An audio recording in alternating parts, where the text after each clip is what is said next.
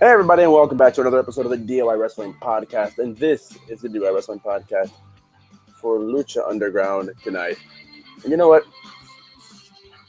This is a really interesting episode of Lucha Underground because tonight we got interesting cinematics bringing out new characters, new revelations that we had not known about. What do you call it? And maybe some dissension, some tension, some interesting stuff going on around the worldwide underground. But wait, there's more. We also had three entertaining matches. The first one was rather entertaining, quite funny, and I think the Rabbit Tribe had perfectly ninched their way into Lucha Underground, and they found out what they're going to be best at doing from here on forward.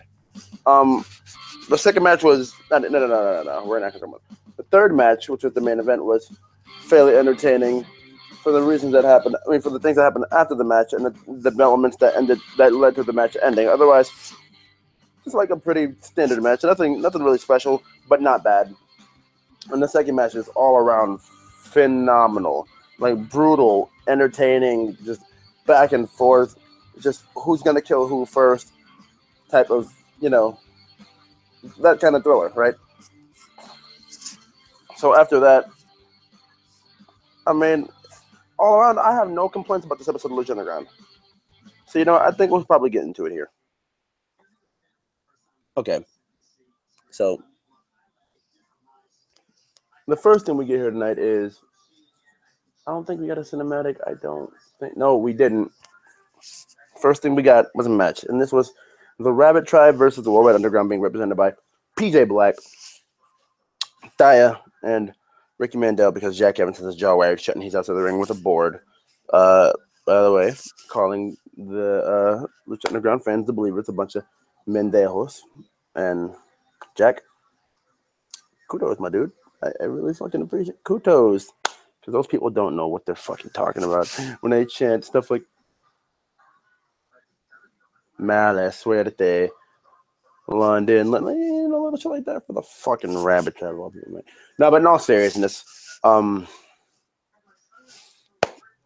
honestly, this was pretty entertaining itself. The perviness that we got out of the Rabbit Tribe was probably the best thing about this. Oh, I'm sorry. The best part about this, in all honesty, where it came to Ricky Mandel sitting in the corner. Well, not Ricky Mandel. When it came to London about to take Taya's double knees, but then Mala Suerte, and it's probably my biggest challenge of season 3, getting all three of these guys' names right consistently without even having to think about it. But Mala Suerte and Salvador sitting in the corner, and they took it, but then PJ Black eventually gets taken out, but it leads to. This eventually leads to Ricky Mandel getting the, circle that they do on Moses Santos, and eventually taking out the rest of Worldwide Underground, and then the shooting star press being hit by Paul London on Ricky Mandel for the 1, 2, 3. So that's that. And to follow this, we get a cinematic scene backstage, and it leads to Johnny Mundo telling the World Underground was long. Not even Mundo. Benji speaking in case of Mundo, saying, I wanted to replace you guys. I wanted you guys gone. I have the power to do that. But you know what? Johnny has a generous heart and a generous soul. So he didn't want you guys to do that. And then Johnny basically said, failure from here forward will not be tolerated. I don't want any of this to happen anymore. To be completely honest with you, I don't even care. I just want to remain Lucha Underground champion. And then Taya, with the loving, caring, sentimental voice, we just want you to be too. Like, I love how she knows how much that she let Johnny down. All of them do. I just don't feel like maybe PJ may be the one to go first, because excuse me, because this has been threatened a couple of times, and PJ's been threatened once by Johnny himself. Well, PJ and Jack both have been threatened by Johnny. That if they, I think PJ and Jack have both been threatened by Johnny once. PJ once more by Benji, and then he lost, and then you know what I mean? I just feel like PJ Black is going to be the first one to get kicked out of Woven Underground, but he's going to get a spark from it at the same time.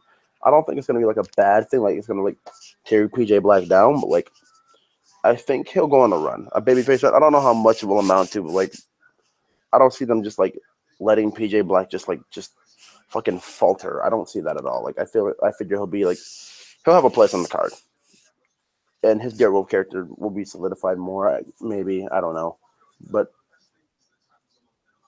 I don't know. I just feel like PJ Black's gonna be the first one to branch out. But pretty entertaining cinematic. The little comedy came in where Benji was like, Johnny, I have some photo ops for you. He's like, no more sick kids. He's like, I love him. Just big match, can't get sick. So subtlety in comedy. Excuse me. Yawning. It's like 12:30 here. Didn't get to do this yet because I had people who wanted to immediately watch NXT with me after this, and I didn't really want to keep them waiting while I did the review. So, let's move on. Up next, we got the match of the night. Once again, this stands out almost as much as last week with Dante and Puma did. But, Dante and Puma didn't need weapons. They just needed their pure ability. It's not anything against these guys. I mean, their characters based. Mil Muertes attacks Jeremiah Crane on his way down to the ring, and it basically leads to a brawl back and forth between the two. Actually, no, one of the two attacked each other. Point being, waves being made to the ring, and Mil and Jeremiah started fighting, and Mil eventually put Crane to the wall. This is really too much for me to go through. Mil ends this with a jumping flatliner, but one of my favorite points of the match is where, a couple of my favorite points of the match are when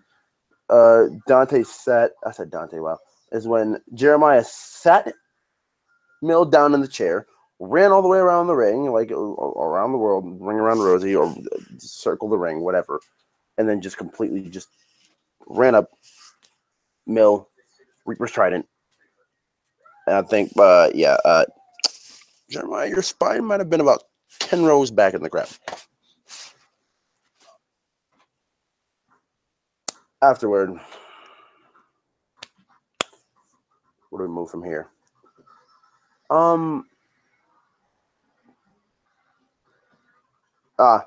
Yeah. So after the match, once again, by the way, phenomenal match. I recommend if there's anything you go back and watch from this episode, personally, it should be the whole episode, but that's just how I feel. That's just me. But if you go back and watch anything from this, I honestly feel like it should be this match. But up next, we get another cinematic, which is FBI agent Freeze, I believe his name was. No, Frost. Freeze, one of the two. And he basically tells Dario, hey, I'm the replacement for Delgado because, Delgado was killed by Cage. Because Dario asked, are you here to arrest me? He's like, no, I'm not here to arrest you. I'm a big fan of what you're doing with Lucha Underground and stuff like that. I like you. And he said, our friend in the limo told me to keep an eye on you and stuff like that. But then, the guy starts out really subtle. He has nothing but positive things to say. He's brushes Delgado's death off. He's happy to be here serving the Lord. And then he says, and he's like, I'm a real fan of what you're doing here, especially with Pentagon Dark. I love that guy. Just too bad his flesh is going to have to burn with everybody else's when the Lord arrives. So I like how we're distinguishing. We have one Lord. We have a bunch of gods amongst a Lord. The gods are going to take over, but the Lord, I don't know what we're getting here. The gods will take over, but is the Lord the leader of the gods? I don't understand what we're doing here. I'm not even saying that in the sense of I feel incompetent of knowledge of knowing. I'm I just don't know where this is going. I don't it's beyond me, honestly. Okay, so that being said, we get to the main event. The main event is Pentagon Dark versus Tejano. Honestly, nothing special here. This felt like just much more of a squash match, but a squash match done very well because Brenda and Famous B come out to try and help. Famous B tosses the golden horseshoe in the ring, misfires, didn't really get to Pentagon. It got to, didn't really get to Tejano, got to Pentagon. Pentagon cracked Tejano over the skull with it. And I got one more thing to say about the Jeremiah Crane and Mil Muertes match after this.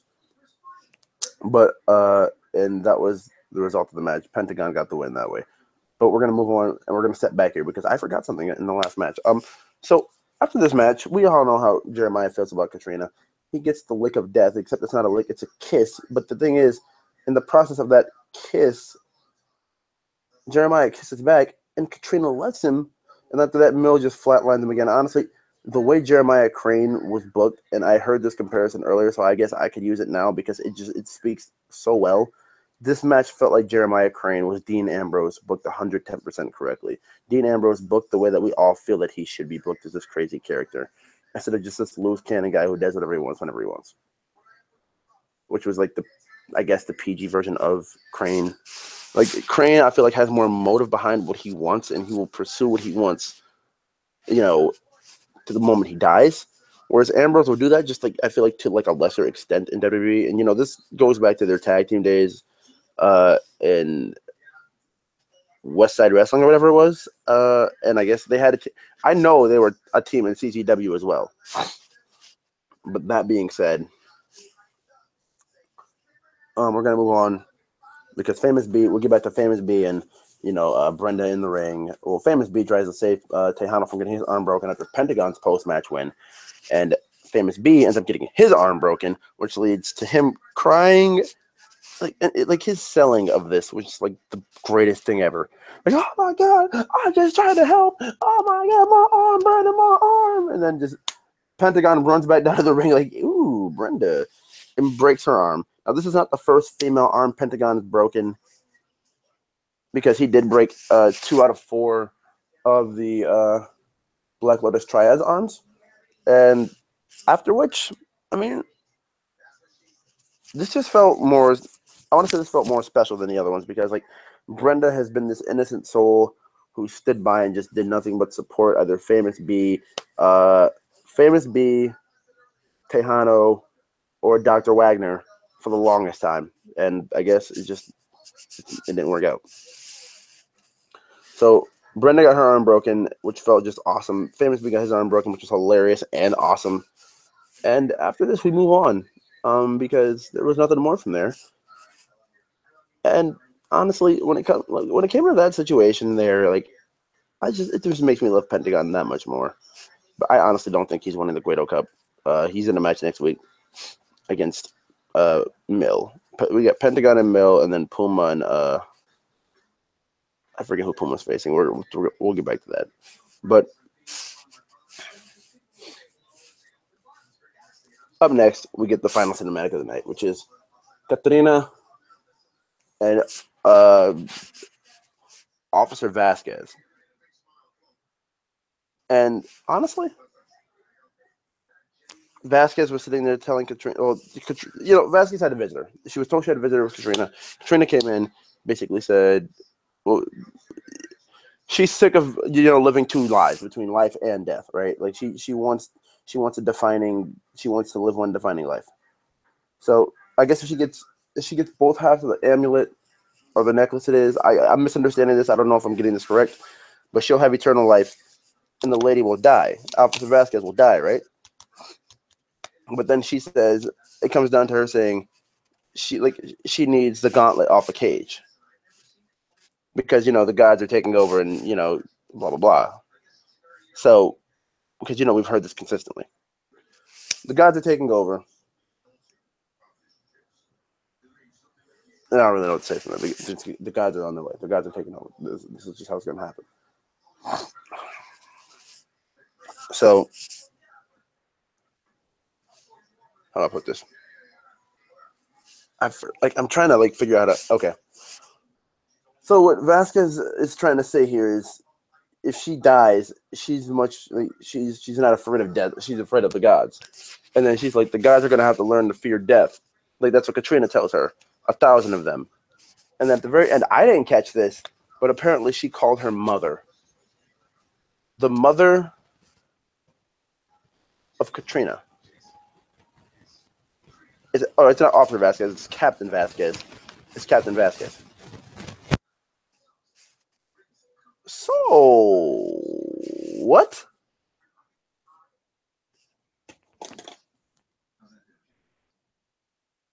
What?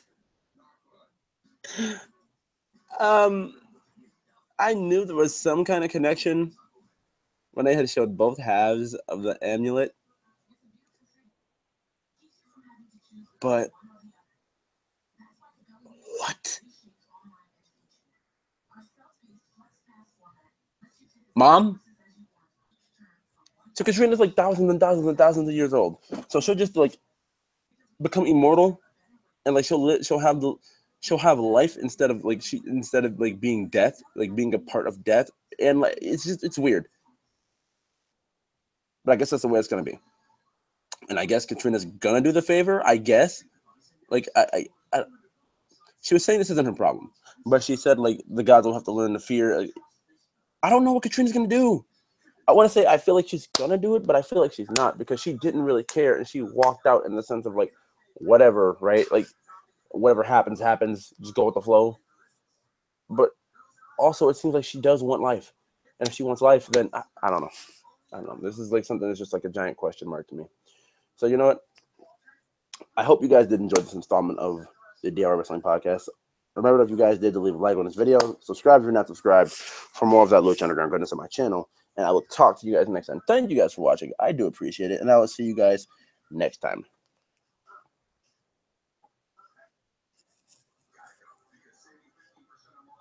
See you.